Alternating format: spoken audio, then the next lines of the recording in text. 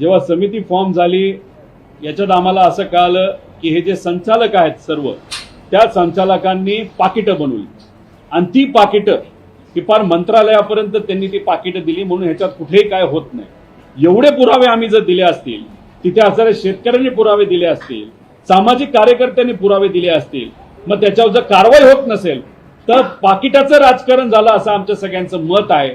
आणि जर आम्ही म्हणतो ते चुकीचं असेल तर लवकरात लवकर तुम्ही कारवाई करा, प्रमुख मोठ्या एखाद्या अधिकाऱ्याला याची समितीचा अध्यक्ष बनवा आणि पुढच्या 15 दिवसात जी काय कारवाई आहे ती कारवाई तुम्ही करा।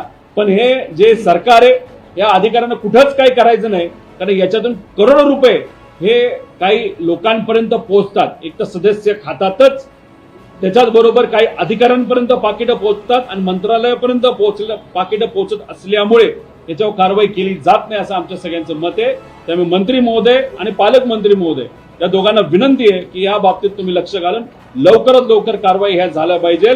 आणि ही जी काही आमची पुणे एपीएमसी आहे ती गुंडांच्या विळख्यात आणि धंदेवाईकांच्या विळख्यात आणि भ्रष्ट राजकारणाच्या विळख्यात जी अडकलेली आहे त्याच्यातून कृपा करून शेतकऱ्यांच्या हितासाठी या एपीएमसीला तुम्ही वाचवा।